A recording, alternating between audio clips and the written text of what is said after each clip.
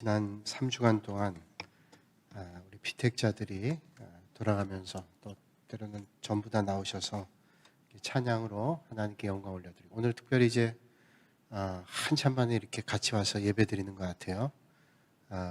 마스크를 끼고 계시기 때문에 얼굴 다 보이지 않지만 그래도 이렇게 대면해서 예배 드릴 수 있다는 게 얼마나 감사한지 모르겠습니다. 유비쿼터스 시대라고 얘기해서 이제 일방적인 통행이 아니고 양방향 통행을 해서 너무 좋은 시대다. 그런데 우리가 영상으로 예배 드릴 때에는 여러분들이 가정에서 예배 드리는데 직접 대면 못했어요. 근데 오늘 전부는 아니지만 이렇게 함께 대면하고 예배 드리게 되고, 또 오늘 부득이 예배 나오시 못하신 분들은 영상으로 예배 드릴 텐데, 우리 한번 서로 한번 인사 나누죠. 앞뒤 좌우에 계신 분들 축복합니다. 너무 반갑습니다. 안녕하세요. 잘 지내셨죠? 참 우리가 대면하지 못한다는 게 이렇게 힘들고 어려운지 또 그런 거 다시 한번 느껴보게 됐어요. 우리가 뭐 여행을 하거나 어떤 일이 있어 뵈지 못할 때는 언제라도 뵐 수 있는데 이런 생각하다가 이렇게 함께 나와서 예배를 못 드리고 해서 참 뭐 안타깝고 그런 마음이 아마 컸습니다. 또 이렇게 마스크를 하고 있기 때문에 이제 마스크를 벗으면 또 얼마나 좋을까 그런 생각이 나요. 마스크 벗으면 더 반갑고 그렇겠다는 그런 생각이 듭니다. 그 백성욱이라고 하는 분이 계세요. 1900년대 한 20년대, 30년대 그 어간에, 그래서 80년까지 사셨던 분인데, 이분이 서울의 한 대학교에 총장 하실 때 일입니다. 어떤 대학이라고 제가 얘기하지 않겠어요. 그 대학의 총장으로 계실 때 청소하는 분들이 그런 불평을 하더랍니다. 이 대학생들이 최고의 학문을 공부한다 그러는데 화장실을 사용하는 걸 보면 그러지 않은 것 같다, 그런 불평이 쓰여져 나왔어요. 그러니까 용변을 보는데 너무 좀 변기도 더럽고 뭐 이랬던 것 같아요. 그래서 아주 불편해하는 말을 들었습니다. 이 백성욱 씨 총장이 그분들한테 그런 얘기를 했대요. 만약에 이 화장실 사용하는 분들이 너무 깨끗하게 사용하면 여러분들이 하실 일이 없습니다. 하실 일들이 없으면 더 이상 여기에 존재할 이유가 없겠죠. 그러면 여러분들은 직장을 잃을 거고, 학생들이 그래도 조금 지저분하게 사용하니까 여러분들이 필요하고, 그래서 여러분 존재 이유가 있는 겁니다. 그러니까 너무 불평하지 말고 오히려 감사하면서 사시면 어떨까요? 이런 얘기를 했대요. 조금 억지 같기도 하지만 곰곰이 생각하면 그래요. 모든 것들이 다 순조롭게 진행이 된다면 감사할 것도 없죠. 늘 일상이 그런데, 그러나 바꿔 생각하면 우리의 시각을 조금 바꿔보면 이것도 감사하고 저것도 감사한 일이다, 그런 생각을 해봅니다. 요한계시록의 말씀을 지금 쭉 보고 있는데, 요한계시록에는 하나님의 진노와 심판에 대한 말씀을 많이 하고 계시죠. 하나님의 진노와 심판이라고 하는 건 두려운 일이지만 바꿔 생각하면 거기에 하나님의 사랑이 담겨 있다는 거예요. 그래서 우리가 요한계시록을 계속 함께 보셨던 분들은 하나님의 진노는 두렵습니다. 특별히 심판받는 사람들은 너무 두려운 일이죠. 그러나 그 두려운 일이 만약에 없다 그러면 세상에 주어진 일들이, 악한 일을 하거나 잘못한 일을 하는데도 하나님의 심판이 없다, 그럼 바꿔 생각하면 도대체 세상이 왜 이래? 하나님께서 세상을 이끌어 가시는 건가? 라는 생각한다는 거예요. 바꿔 얘기하면 하나님의 진노와 심판은 우리 믿음의 성도들에게, 하나님 바라보고 믿음의 길을 걷는 사람에게는 큰 위로와 격려가 됩니다. 그런데 그 심판이 너무 두렵기 때문에 옆에 있는 믿음의 성도들도 두려운 거예요. 그러니까 하나님의 진노는 바꿔 생각하면 우리의 시각을 조금 더 깊게 그리고 넓게 살펴보면 하나님의 진노와 심판은 우리에게 하나님의 사랑을 발견하게 되고 하나님의 공의를 발견하는 은혜의 시간일 수 있다라고 하는 것을 깨닫게 되는 것이죠. 어떤 장로님의 간증을 제가 책을 통해서 본 적이 있습니다. 이 장로님은 사업을 하시다가 이 사업이 잘 돼서 확장을 해서 꽤 큰 사업을 하셨어요. 사업을 하니까 뭐 도와달라는 사람도 있고 같이 해보자는 사람도 있고 해서 찾아오는 사람들이 끊이지 않습니다. 잘 사업이 되면서 많은 사람들이 좋아하는 것 같고 그런 느낌 받았어요. 그런데 사업이란 게 잘 될 때도 있지만 안 될 때도 있단 말이죠. 안 되고 어려워져서 정말로 바닥을 쳤습니다. 사람들이 그렇게 함께 하던 사람들, 또 찾아왔던 사람들이 발길을 끊는 거예요. 전화해도 안 받는 겁니다. 왜냐하면 어려울 때 전화하면 사람들이 뭘 도와달라고 하는 것처럼 생각한단 말이에요. 참 아픈 일이죠. 제 친구 목사님이 선교지를 갔는데 그 친구가 그런 얘기를 하더라고요. 선교사 나오니까 여기저기서 돕겠다는 사람들이 한 3년 되니까 정리가 되더래요. 그러면서 친구 목사들인데도 전화하면 되게 부담스러워 하더라는 겁니다. 그래서 전화하기가 되게 꺼려진대요. 그 얘기를 듣고 생각했어요. 그렇겠다. 선교지에 나가 선교하는데 선교사님들이 전화하면 친구지만 혹시 그런 부담을 가질 수도 있겠다. 우리 좀 어려우니까 좀 도와달라. 이런 말을 할 수 있을 거란 말이죠. 제가 그 선교사님 말씀을 들으면서 그런 힘든 일이 있겠구나. 선교지의 사역도 힘들지만 그렇게 가까웠던 친구들이라 또는 그냥 편하게 전화하고 싶어도 그게 참 쉽지 않겠다는 그런 생각해봐요. 그 장로님이 사업이 점점 어려워지게 되니까 가까이 했던 사람들이 하나둘 떠나기 시작하고 정말 잘 될 때는 뭐든지 함께 할 것 같은 사람들이 떠나기 시작합니다. 그러니까 어떤 마음이 드냐면 아주 배반감이 느껴져요. 배반감, 배신감이 느껴지죠. 좌절감 느껴져요.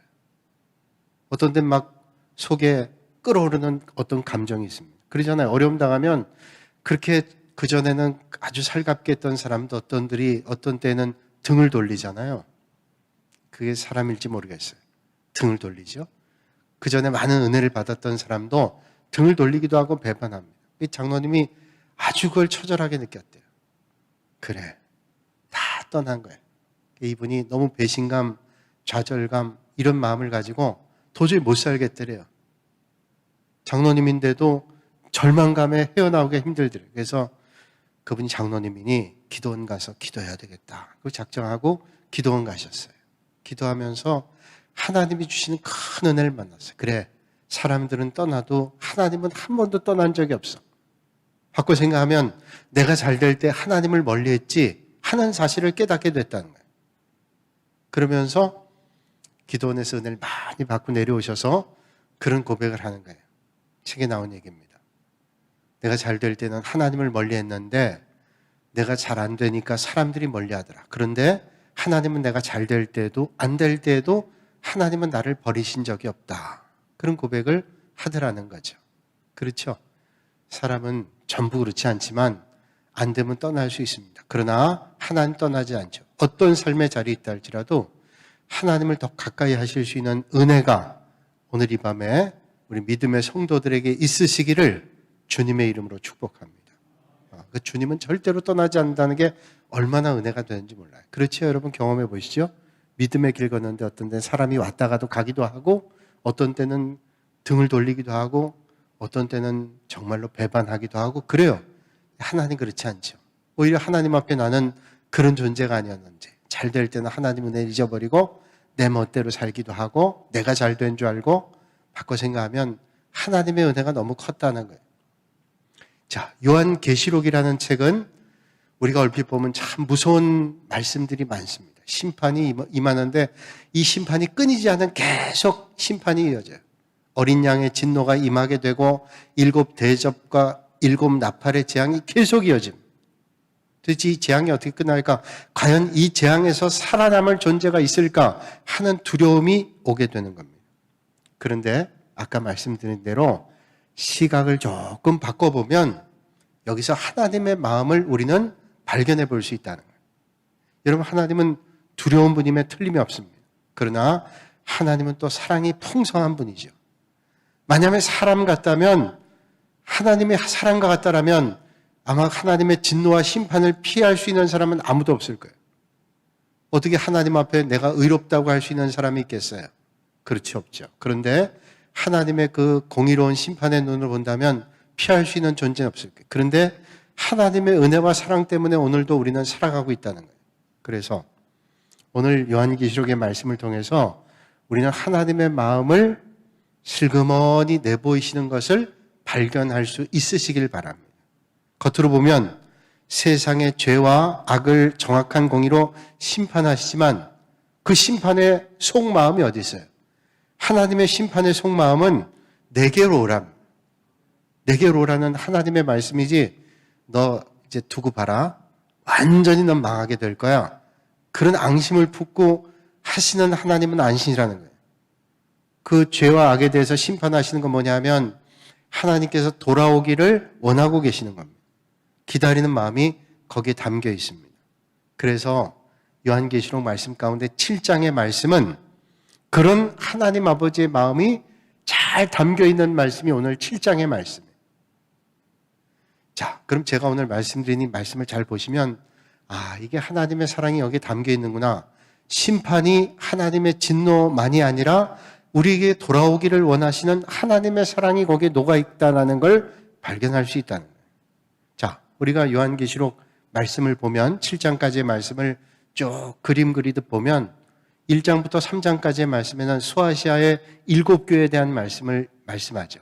칭찬받은 교회도 있고 책망받은 교회 있고 칭찬과 책망을 함께 받은 교회가 있습니다. 세상의 교회가 그래요. 세상에 있는 성도들이 칭찬받는 사람도 있지만 책망받는 사람도 있습니다.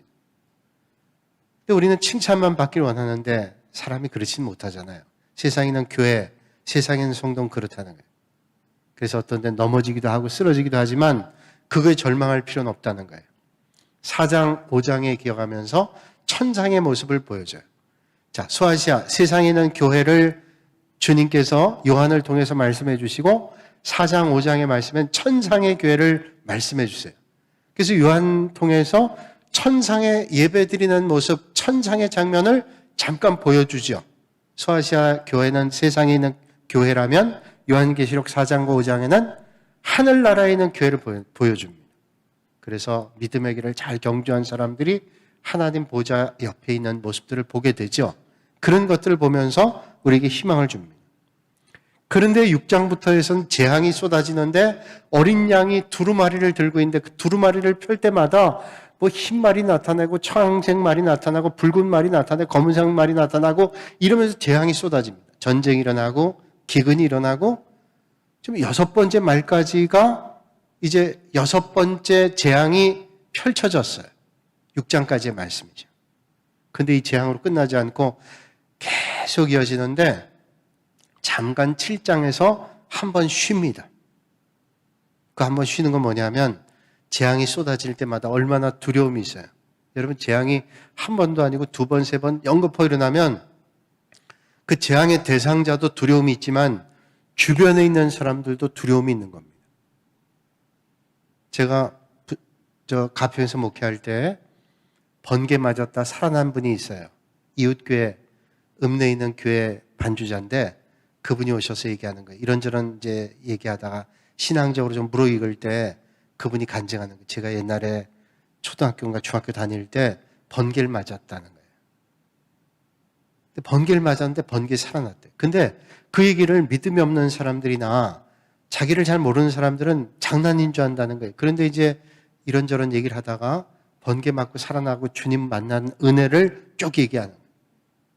영적으로 이제 고향이 되고 또 은혜가 충만하면 그런 얘기를 하잖아요. 그런데 누군가 번개를 맞았다. 그 번개 맞은 사람도 이게 무서운 일이고 살기가 힘든 일인데 그 옆에 있는 사람들은 얼마나 두렵겠어요. 우리가 종교개혁지에 갔을 때 그 들판에서 번개를 맞은 사람이 있죠. 루터가 번개 맞았던 친구를 보죠. 옆에 있었죠. 그걸 보면서 큰 두려운 마음을 가졌어요. 그래서 그가 회심을 합니다. 회심을 해서 수도원에 들어가게 된 사건. 자, 옆에 있는 사람이 두려운 거예요. 옆에 있는 사람. 제가 부산에서 목회할 때 권사님 한 분이 신방가인데 그런 얘기를 해요. 이분이 일제강점기 때 히로시마에 있었는데 히로시마의 원폭이 떨어지는 것을 목도한 사람이에요.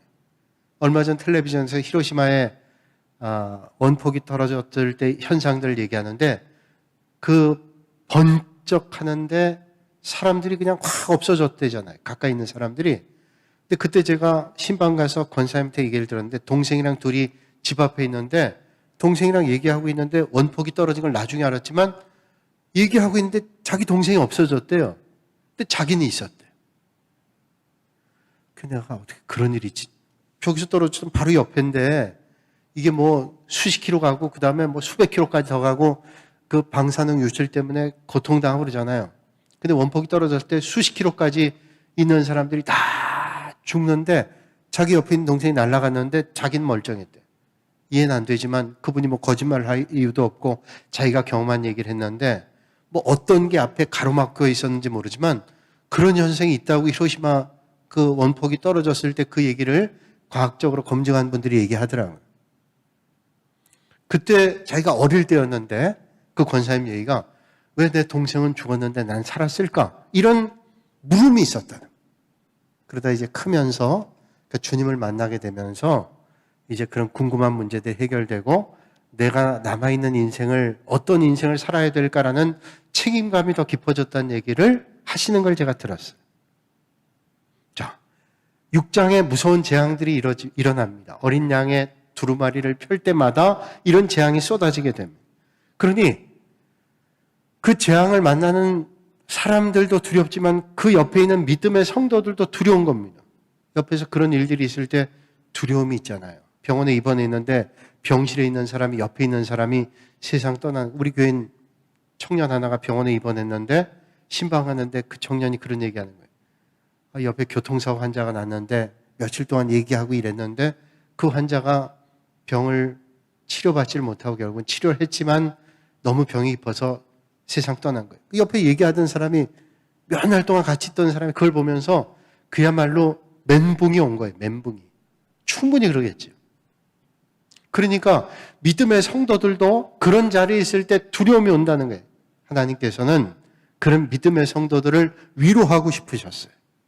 위로하고 싶었어요. 그리고 더 믿음의 길을 경주해야 되기를 격려하고 싶으셨어요. 그래서 요한을 통해서 하나님께서 격려의 메시지를 주시는 말씀이 요한계시록 7장의 말씀이에요. 그러니까 1장부터 3장까지는 소아시아 교회, 이 세상에 있는 교회, 4장, 5장은 천상에 있는 교회, 그리고 6장부터는 어린 양의 진노에 대한 말씀이 쭉 7번째까지의 두루마리가 펼쳐지는데 6번째 두루마리를 펼치고 난 다음에 7번째 두루마리를 펴기 전에 잠깐 쉬면서 쉰다기보다는 그 재앙이 너무 두려우니까 믿음의 성도들에게 격려하고 싶으신 하나님의 마음을 우리는 발견해 보기를 원합니다. 하나님께서 이토록 우리를 사랑하시는구나. 너무 힘들고 어려웠을 우리에게 격려해 주시는 거예요. 어쩌면 오늘 우리가 믿음의 길이 참 힘들잖아요. 마음껏 예배 드리다가 예배의 소중함을 어느덧 슬그머니 잊어버리게 되고 또 믿음의 감격을 잃어버릴 쯤 우리는 다시 한번 하나님의 그 은혜를 떠올려 보게 되고 함께 예배 드린다는 게 얼마나 소중한 일이 그냥 막연한 일이 아니라 정말로 예배당이 텅 비어 있는 걸 보면 마음이 아프잖아요. 근데 오늘 이렇게 여러분들이 오니까 너무 좋은 거예요. 너무 좋아서 제가 지난 주일날도 줌으로 사역자 훈련하는데 너무 제가 오래를 해서 사람들이 얼굴 표정이 변하기 시작하더라고요. 그래서 제가 여러분들이 얼굴 표정이 변하기 전에 끝낼 거예요. 근데 문제는 제가 여러분들의 표정이 잘 안 보인다는 거예요. 그러나 하여튼 이런 감격스러운 은혜들을 우린 잊고 살았단 말이죠. 자, 4장과 5장의 내용을 보면 하늘 보좌를 통해서 위로받는 내용들이 있어요. 하늘 보좌를 보니까 너무 감격스러워요. 힘들고 어려웠던 믿음을 경주했던 사람들이 하나님 나라에 가서 하나님 주시는 상급을 받고 은혜를 받는 것을 천상의 교회를 통해서 만나게 됐어요. 거기에서 하늘 보좌에서 세상을 내려다봐라. 세상의 눈높이에서 세상에 당하는 문제를 바라보지 마라. 세상에선 힘들고 어려운 일이지만 천상의 교회를 바라보면서 세상의 눈으로가 아니라 하나님 나라에서 눈으로 세상을 바라보면 어떤 어려움도 이겨낼 수 있는 것이다. 이런 격려가 천상의 교회인 요한계시록 4장과 5장에서 우리에게 말씀해주고 있다. 여러분, 구름 위에서는 날씨 영향을 별로 받지 않잖아요. 구름 밑에서는 비도 오고 여러 가지 영향 받지만 비행기가 쭉 올라가서 구름이 올라가면 다 밑에 구름이 있으니까 날씨 영향 받지 않아요. 그렇게 날씨가 안 좋았는데 구름이 딱 올라가면 구름에는 청명합니다. 비행기 타고 가서 보시면. 그러잖아요. 우리가 이 땅에 살 때는 힘들고 어려울 때 있지만 천상의 교회를 바라보고 천상의 교회에서 아래를 바라보면 그 천상에서는 그 힘겨웠던 일들이 아무것도 아니라는 거예요. 그러니까 우리가 이 땅에 살면서 믿음의 일을 경주할 때 힘겨울 때라도 천상의 교회를 바라보는 거예요. 그래서 요한 통해서 하나님께서 천상의 교회의 모습을 4장과 5장에서 보여줬어요. 그러면서 격려해 주시고 마음 단단히 먹게 하고 그 다음에 어린 양의 두루마리를 펼치면서 재앙에 대한 말씀들을 쏟아붓는 것이죠. 그리고 잠깐 멈춰서 7장에 하나님의 백성에 대한 위로의 말씀을 주시는 거예요. 계속 재앙이 쏟아지면 이게 참 두렵고 힘겨우니까 하나님께서 잠깐 멈추도록 거기서 다시 한번 말씀을 붙잡도록 하나님께서 위로의 메시지를 주시는 것이 7장의 말씀이에요. 그 7장의 말씀은 질문과 대답하는 형식으로 말씀해 주고 있어요. 그래서 하나님 백성이 느끼는 두려움과 공포의 문제를 제거해 주고 싶은 하나님의 마음, 하나님의 모습을 우리 느껴보게 되는 거죠.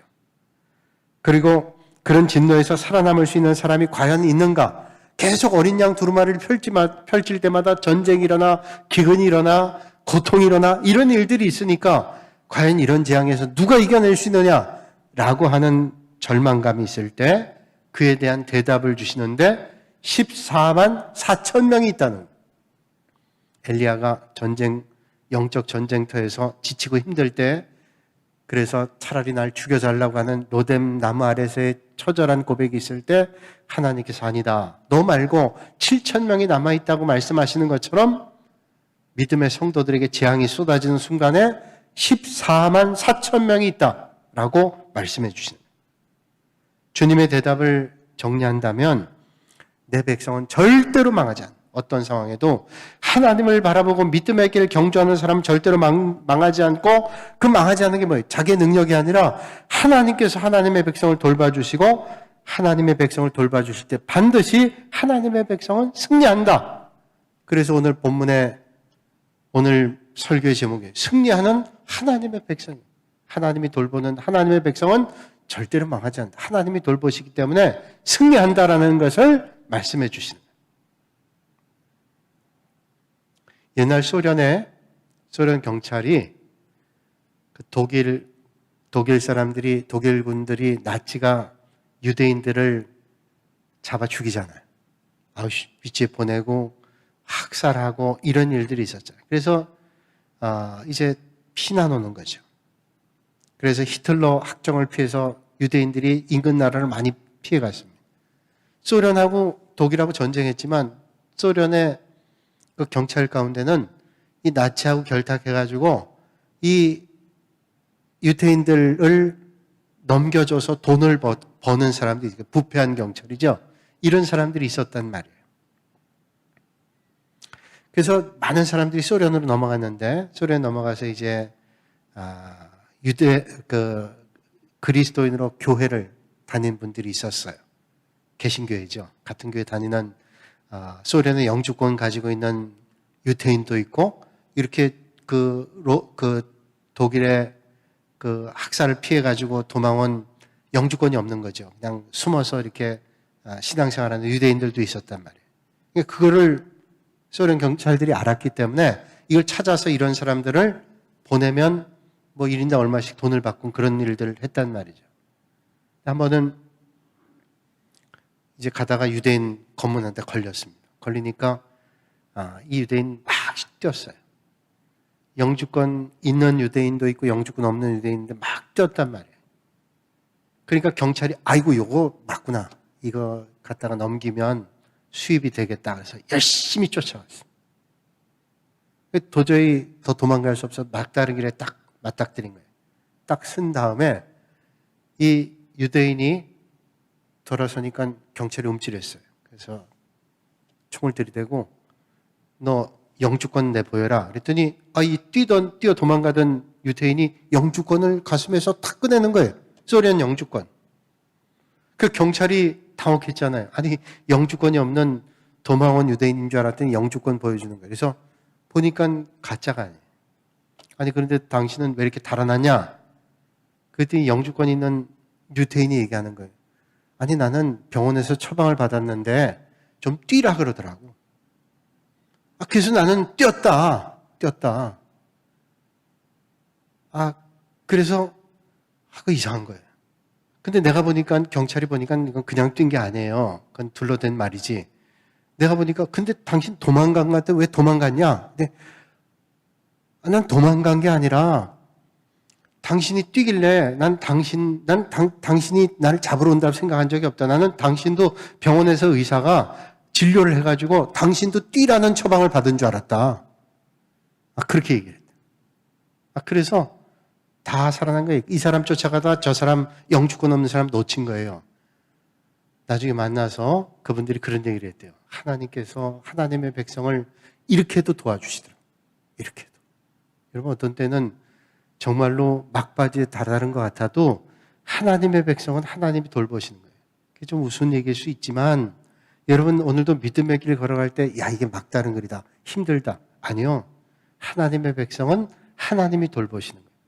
오늘도 이 시간 하나님의 도우심이 여러분들에게 있기를 주님의 이름으로 축복합니다. 이게 얼마나 큰 은혜예요. 믿음의 사람들은 이런 은혜를 간증하고 고백하잖아요. 주님은 우리를 잘 아시기 때문에 낙심하는 우리에게 언제나 소망과 격려를 주시는 분이고 힘겨운 삶의 현장에서도 말씀하시는 주님의 음성에 귀를 기울이고 살아가기를 원하고 계십니다. 오늘 7장은 말씀드린 대로 6번째 재앙과 7번째 재앙 사이에 위치한 막간 삽입입니다. 주제는 재앙의 시대를 살아가는 하나님의 백성의 안전을 다시 한번 확인시킵니다. 지금 재앙이 막 쏟아져도 이 재앙으로 끝나는 게 아니라 하나님의 백성은 하나님이 돌보신다는 것을 말씀해 주시고 격려하는 거예요. 여기저기 재앙이 있는 거예요. 기근의 재앙, 전쟁의 재앙, 믿음의 성도들이 핍박의 재앙, 이런 재앙이 있어도 믿음의 성도들 격려하는 거예요. 힘내라. 지금 그런 재앙이 있어도 하나님의 백성들 하나님이 돌보신다 라는 것을 우리에게 주는 거예요. 오늘 여러분 삶의 자리가 힘겹고 어려워도 우리는 하나님의 백성이잖아요. 우리가 적어도 믿음의 고백하는 것은 하나님이 우리를 돌보신다. 이런 믿음의 고백하잖아요. 여러분, 우리 아버지가 힘이 있어도 내가 힘이 있을 거예요. 정말 내 가까운 사람이 나를 도와준다면 나에게 큰 도움이 될 거예요. 그런데 그것과 비교할 수 없는 하나님, 비교할 것도 없죠. 그런 하나님이 나를 돌봐주신다는 것은 그처럼 담대한 일이 어디 있어요. 그를 확고하게 믿으면 우리는 흔들리지 않고 살아갈 수 있어요. 그래서 7장의 이 말씀은 6장의 마지막 구절을 떠올리면 연관이 돼요. 6장의 마지막 구절에 이렇게 말씀하죠. 누가 능히 서리오? 이런 재앙이 쏟아지는데 누가 능히 과연 설 수 있겠는가? 그 대답이 뭐예요? 안 믿는 사람들은, 믿음 밖에 있는 사람들은, 인받음을 받지 못한 사람들은 재앙을 피할 수 없지만 인받은 사람들, 인침받은 사람들은 재앙을 피할 수 있고 승리할 수 있다.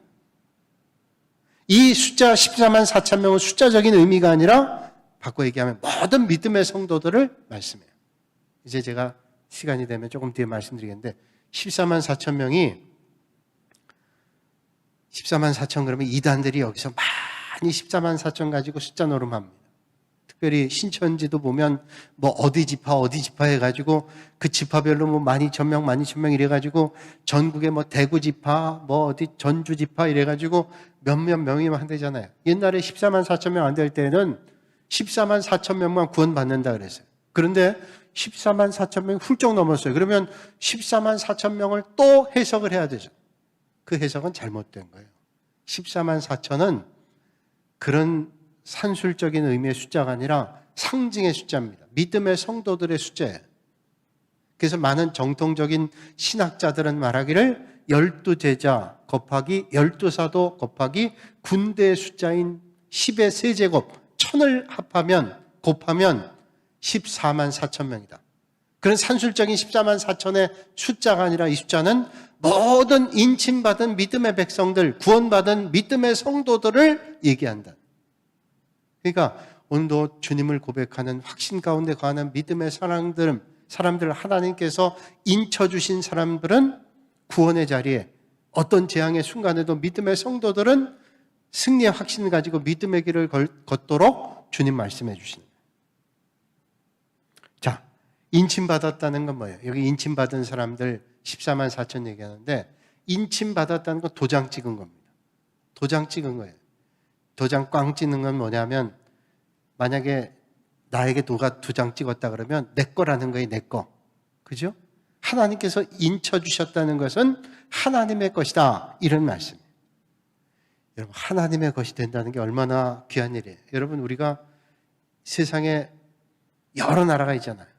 200개 나라 되나요? 더 되나요? 모르겠네요. 하여튼 많은 나라, 200개 가까운 나라, 하여튼 많은 나라가 있는데 어느 나라 국민이 힘이 있을까요? 우리나라도 꽤 힘 있는 나라잖아요.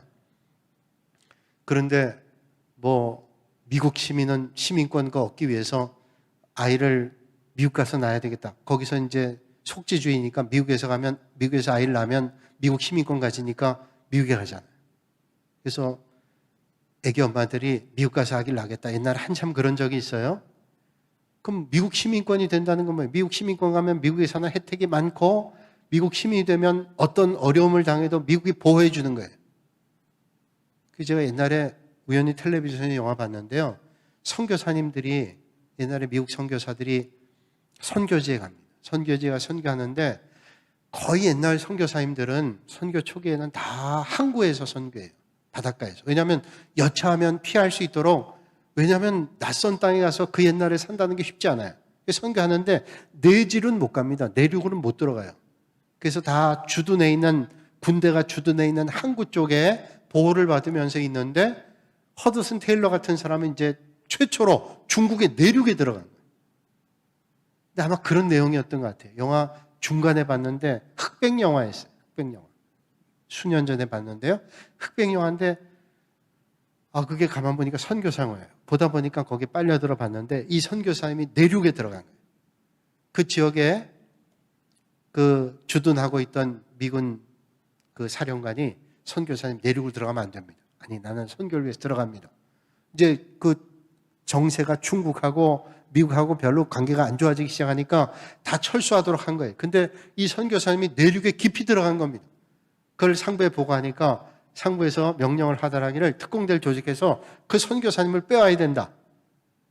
그 선교사님이 들어간 그 선교사님 한 사람을 위해서 특공대를 조직해서 들어가는 거예요. 그래서 우여곡절 가운데 들어가서 그 선교사님을 구출해 나오는 거예요. 선교사님이 구출해 나오는데 선교사님이 나오다 그러는 거예요. 나는 여기 선교하러 왔는데 하나님께서 날 돌봐주실 거라. 그리고 죽는 게 내 사명이라면 난 기꺼이 죽음을 받아들이겠다. 그리고 거절해요. 그 특공대들을 보내죠. 우리 절대로 갈 수 없습니다. 그러나 미국 시민권 가지고 있기 때문에. 그러나 나는 천국 백성이기 때문에 하나님 맡겨주신 사명 감당하겠습니다. 그리고 결국은 거기서 끝까지 선교하다가 순교의 길을 가요.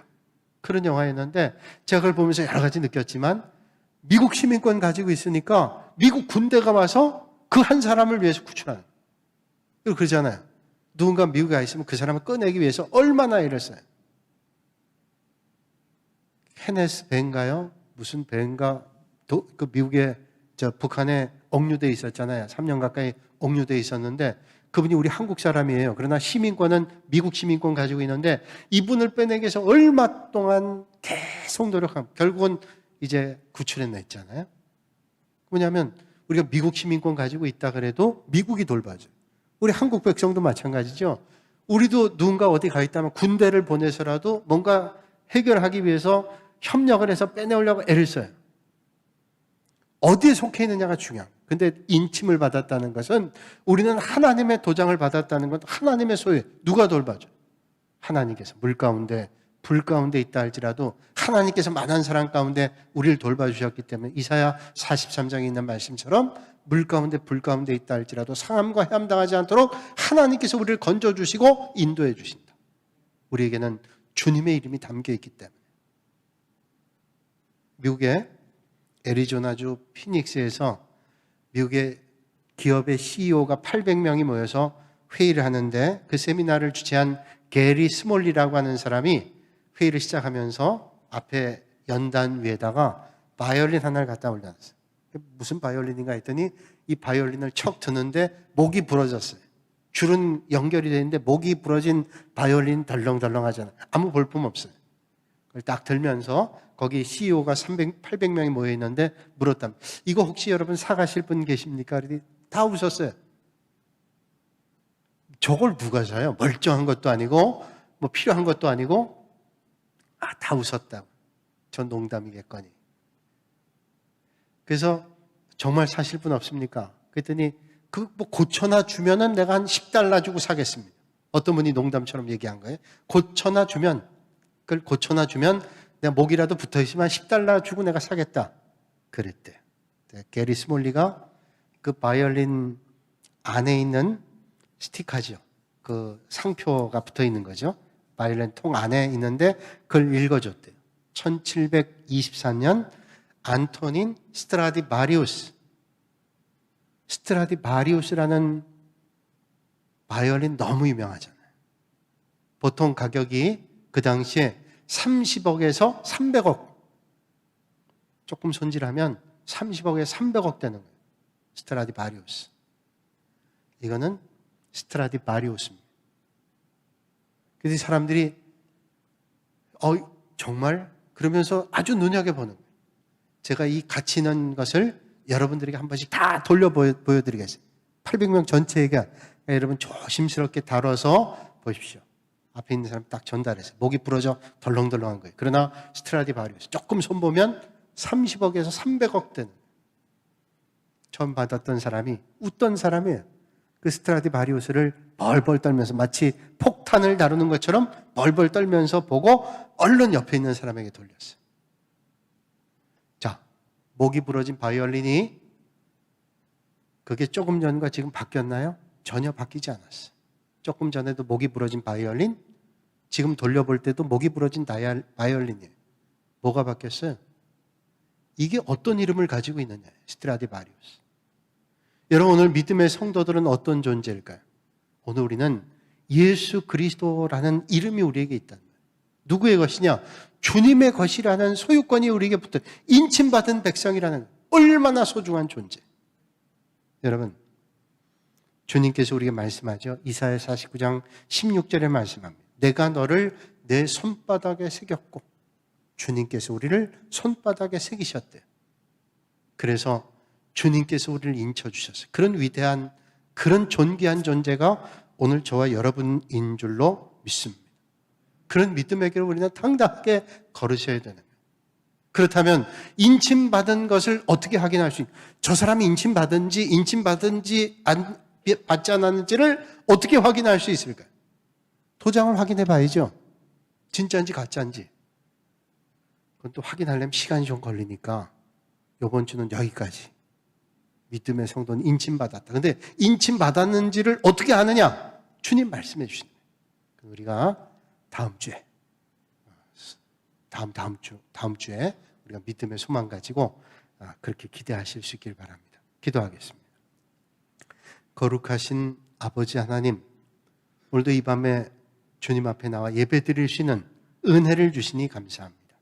또 여러 가지 사정에 함께 나와 예배 드리지 못하지만 어떤 자리에서 하나님 앞에 예배 드리든지 하나님 주시는 은혜가 넘치게 하시고 인침받은 믿음의 성도들의 은혜가 저희들의 삶의 자리에 넘치게 하여 주시옵소서. 오늘 우리는 하나님의 백성이라고 인침받았습니다. 오늘도 우리가 당당하게 믿음의 길 경주하게 하시고 흔들리지 않고 믿음의 길 잘 걷는 믿음의 성도들이 되게 하여 주시옵소서. 예수님의 이름으로 기도하옵나이다. 아멘.